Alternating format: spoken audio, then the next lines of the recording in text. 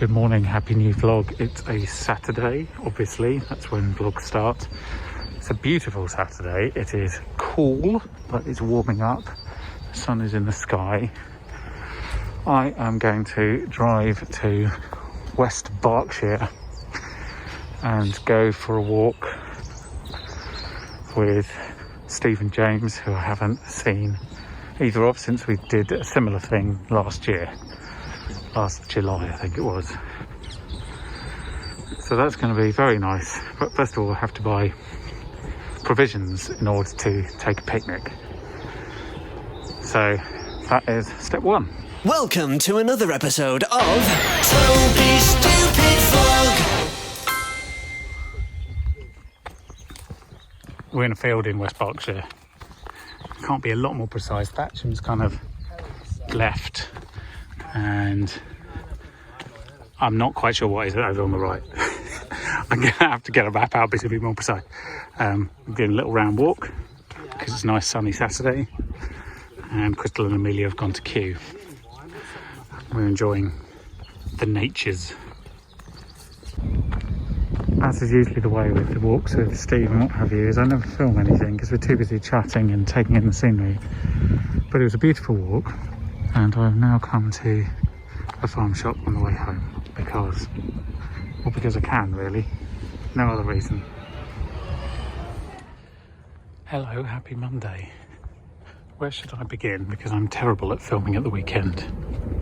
Let's begin with how amazing the wildflowers look here in Kew Riverside. I've planted a big swathe of them and they look amazing, and the bees love them.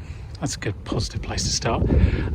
Saturday when I'm at walk didn't film a lot, which is a shame, but that's how it happens. Sunday we went to Crystal's aunt and uncle with Amelia. She ran around, caused chaos. We had some nice food, but we were completely exhausted when we got back because she's a bit of a handful when she's not at home. So it's Monday, it's the first day of a new client, which means that everything I say may change. But I've just started doing some work for a new podcast for a company I have done some work for before, to be honest, but a while ago. And this is a podcast for Red Bull. And it's very interesting. These are always interesting, but as always, it's getting used to their processes and their systems, and actually just getting back in the swing of mixing a podcast that's a bit more intensive and a bit less just a couple of people talking to one another with an intro and an outro. So this has taken a bit of thought to get back into the swing. Also, they want to do it in another piece of software, which is fine, but everything takes longer. And I'm at that moment now where I've done one version of it. I'm reasonably happy with it, but I don't know what they think, and I'm expecting changes. So on the one hand, I'm hugely relieved that I can go outside the house and go for a walk, and on the other hand, there's a nervousness that in the back of my mind, because this won't be the final mix, I'm sure of it, but I'd love to be wrong. It's never been the final mix. Version 1 is never the final version. No matter how many people have played with it before you get it, it's never the final version. But anyway, that's a problem for this evening. I was a bit nervous about this one because of all their different systems and what have you, and different people and whatnot. But I'm feeling slightly better about it now, and I will feel much better still in half an hour when I've had a walk. Also, in another piece of good news, I suppose, the UK's second dose vaccination programme is carrying on at speed, so much so that they've now allowed AstraZeneca recipients over 40 to rebook their second appointment, so it can be up to 4 weeks earlier. So initially they were saying about 12-week gaps, but you can now do an 8-week gap, which is pretty much the minimum they recommend. So I brought my second jab forward by 3 weeks because I had it at 11 week, but that's good. That means I'll be fully vaccinated sooner. That means more things can be done at that point, vaccine passports and all. So I'm happy about that. Crystal's is done through her GP, so it's not through the NHS booking system, but I should imagine for Pfizer it'll be much the same. They haven't really done it for people who got the Moderna jab, and I think that's more to do with supply levels and actually having the jab at the right time. So at the moment, if your first dose is Moderna, you can try, but it's very unlikely you'll find an appointment for a second jab for Moderna sooner than you currently have. But anyway, I'm quite pleased, so that's good. Yeah, it was inevitable, but it's here. It turns out that the production company had another producer working on changes, which I didn't know about, to a different session, not the one I mixed, obviously. And so now there is a different iteration of the podcast, which I haven't started, if you see what I mean. So I need to go and try and deconstruct what they've done and build it into the one I've done. There are easier ways of doing this. I mean, that might seem really obvious, but I mean, I'm just stating it, like in terms of knowing who's picking up what and who's working on what, and only having one person work on it at a time. But why do that? It's no fun, is it?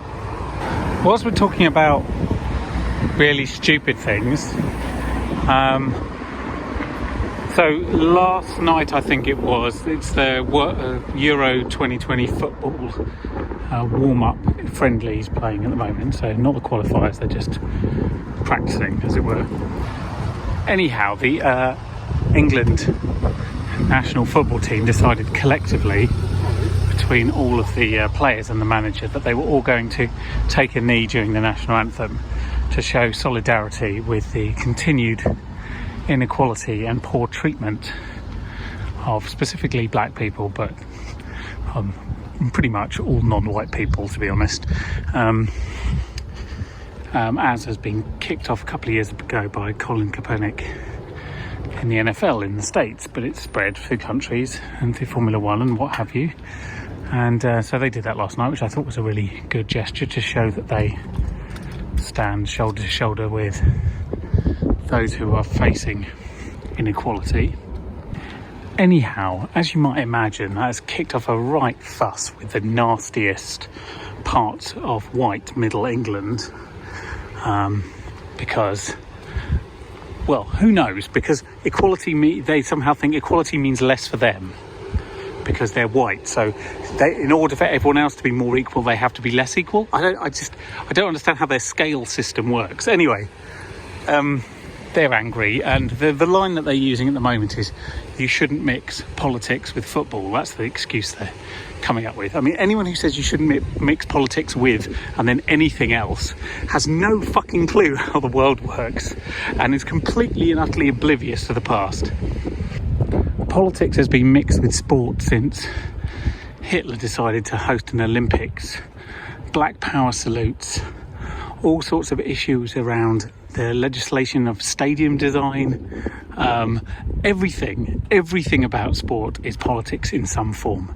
Now you're going to say, well, but not on the pitch. It's not during the match, is it? It's not after the whistle has started. It is literally in the build-up. So you're not disrupting the play of the match in any sense at all.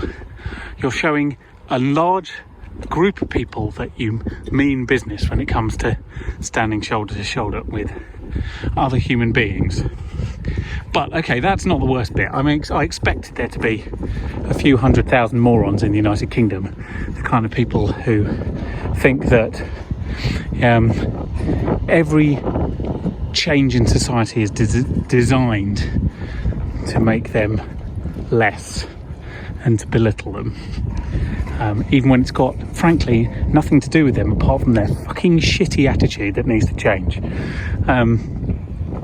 But anyway, there was always going to be this kind of Brexity types who just get angry constantly. They're the kind of people that like to look at all the problems that exist in society and decide that they are all the responsibility of somebody else and not them. And that means they could blame all sorts of people, like blaming the EU for years. Blaming politicians is easy because they're broadly inept. But now they're doing what I'd always hoped they would do, showing their true colours, and they are blaming black people for wanting equality. Amazing. At least we can call them what they are, racists. Anyhow, all of that pales into insignificance compared with the latest Conservative MP to prove that they are a nasty, nasty shit. So currently, one of the MPs for the Nottingham area has compared in a written blog the taking the knee with a Nazi salute. That's right. He's compared people making a gesture to show solidarity with a fight for equality with people actively oppressing other people. To be clear, those people were oppressing them by killing them. So that's right. People who are fighting for equality are now the same as Nazis. Isn't that extraordinary statement? I'm very much hoping that he loses his job and his source of income very soon. Then he'll know what it's like to be unequal.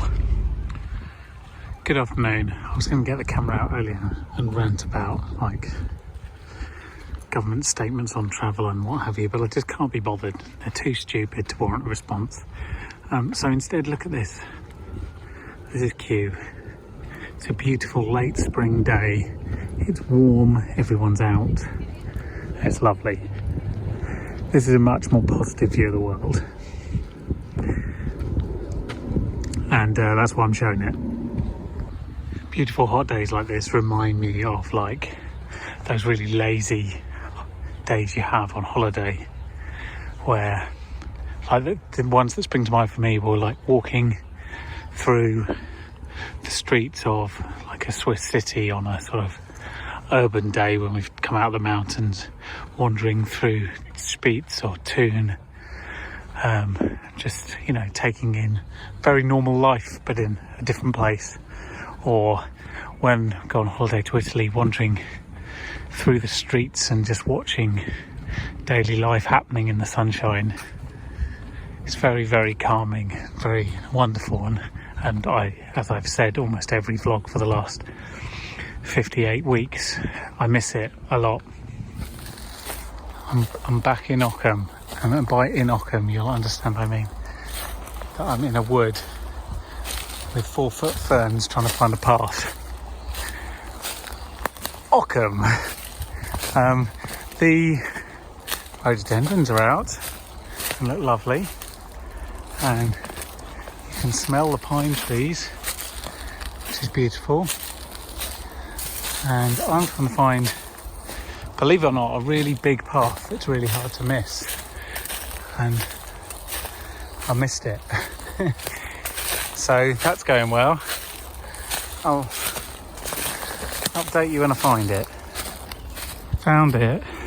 This is where we came a couple of months ago, and it was pouring with rain, and yeah, it was really, really grim. But we hadn't seen Alex and Anna and the boys for a bit, and it's been so churned up by vehicles here. You'll see now that they're sort of permanent standing lakes, which is pretty crazy. So this morning I've driven a load of stuff to the storage unit in Guildford, and my reckoning is there's one more trip. One more storage unit trip and we're done. And by done, I mean we're at the very beginning.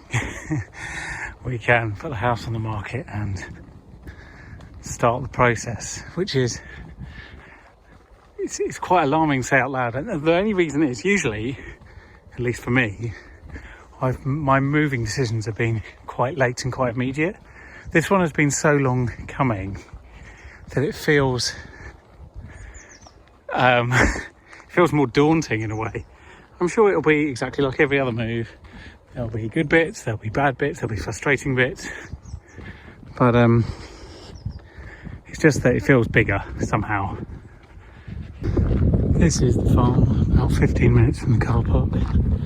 This is as far as we got last time in an hour. Part of that was to do with general muddiness and miserable weather, but actually most of it was to do with people with smaller legs. Anyway, just got to navigate the geese, get through the gate, and hop through the village. It's got that wonderful farmyard smell. A bit of grain, a bit of poo, a lot of nature.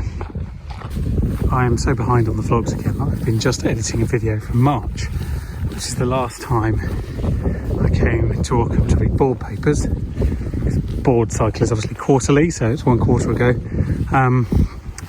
And looking at the walk I did then, and the commentary I gave as I was going down this path, of which there was nothing on either side. It was quite barren, about how I walked down here picking blackberries with Amelia.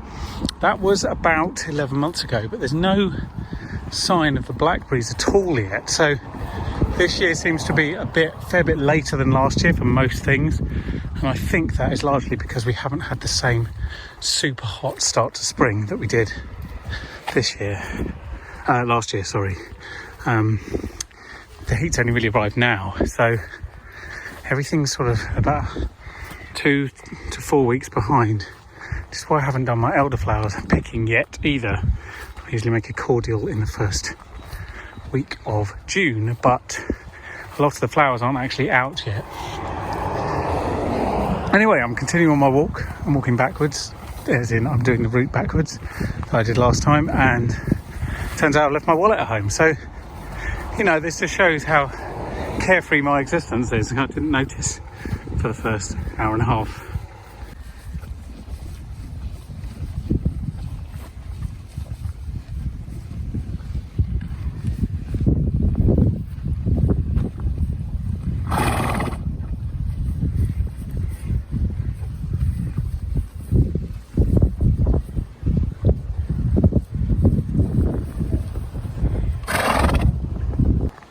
Did I ever tell you the slightly uninteresting story of how I stumbled across this part of the world? Well, if I did, apologies. If I didn't, here's a very truncated version. So when I first got my drone and I was looking to practice, and I was trying to understand the rules around flying within Heathrow's approach area, I didn't fully understand that it doesn't all extend from ground level. So despite the fact you might be in the airspace is actually above you, so you're not in the restricted airspace. Anyway, the rules have since been modified, but the point is I basically looked at a map of where the restricted airspace was in 2 dimensions from above, found a spot that was outside of Heathrow's area, and got on a train and decided that was where I was going to go and fly a drone. I could see a field. So it was Stoke d'Abignon is where I got off the train, and walked a bit from there and flew the drone in an area near Downside, which is the other side of the M25. And then I thought, well, I don't want to go back to the same station. I'm going to make a round walk, and I could see the disused airfield. So I walked across the M25, obviously on a bridge, and down the lane until I came to what is the very edge of Ockham, which is where the Black Swan is, the pub. I thought, that's a nice pub, I'll clock that, might go back there. Went to the airfield, blah blah, flew a plane, walked all the way back to Effingham Junction. A couple of months later, we were looking for an idea for a place to go for a nice meal out in Surrey in a pub. I selected the Black Swan and we came there, and we've been coming back ever since. And simultaneously I've been coming back on walks through the area because I was so taken with it the first time. And I still am. Despite the fact you're enclosed by the A3 and the M25, it's so peaceful and countryside-y, and especially this time of year, the smells and the sounds and the sights are just English, idyllic, sort of picture postcard-esque almost. So there we go. Made it to my barn. The grass is really long and they haven't cut it this season at all. They are mowing it in one of the bigger fields, but it's lovely because you can just watch the wind sort of play with the grass. Really pretty.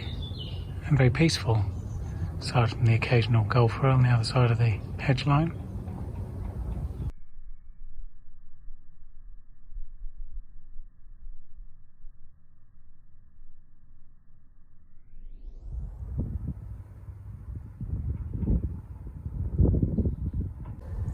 Well then, I've been here an hour and a half sitting on my pallets. I've read 70 pages of board papers and I have finished editing a podcast. So I'm going to slowly wend my way home through the lovely Surrey countryside. I'm going to go this way, despite the fact it's not technically the way. Shh. I'm back on the proper footpath now. That's always a little bit exhilarating. It's not technically a public right of way, but it is a very well trodden footpath. And as long as you stick to the footpath, then what you are trespassing, you're not doing any real damage, and you are at least respecting the nature you're walking through. I was worried a bit about this path through the wild rhododendrons because it's usually super muddy and it hasn't been warm for quite long enough to have dried it out fully. We'll see how we go. It's lovely in here despite all the flies because of all the wild flora. There's only one really precarious bit left, and it's a muddy lane that never gets any direct sunlight and has over the years deteriorated into just a pond. There's a fence on either side so you can't get round it, and it's just coming up here past these houses. And this little bit is called Martyr's Green. Again, ever so pretty. I've seen sheep, I've seen cows, I've seen wild roses, wild rhododendrons. That wood back there is full of bluebells in April and early May. And I've scared a small deer, I think it was what they call munkjack. Anyway, so yeah, nature abounds. This is the footpath that goes through this person's garden and around their hedge. It's very slightly odd. Across this ditch. Hello, happy Friday. Haven't done one of these in a while, so there we go. That is truly astounding. Like, it's not even close. It's not even been attempted. Anyway, it's Friday. I've had quite a busy week, and this afternoon Crystal and Amelia have gone to Osterley to run about a bit and meet some friends and what have you. And I've had a very lazy afternoon. I've just done a bit of shopping, although I think I've just got a text message which will imply that I have actually not done all the shopping I need to do, so I'm going to go check on that. Might just have got away with that shopping wise. Fridays are a bit weird because obviously Amelia's not a nursery, so I have to try and make sure I don't have too much on work wise, and Crystal takes half days here and there because Amelia can't really sit and play by herself. She doesn't like doing that. She likes to have everyone involved. So anyway, yeah, next I've got work tomorrow actually, so next week vlog will start with me getting on a train most likely and going up to Vauxhall, which is slightly surreal, but there we go. But yeah, I think I should probably sign off now and leave future me with a thought for possible word of the week. So it's very, very humid and cloudy, but it's still very hot, and in the English language we call it muggy. So let's try that.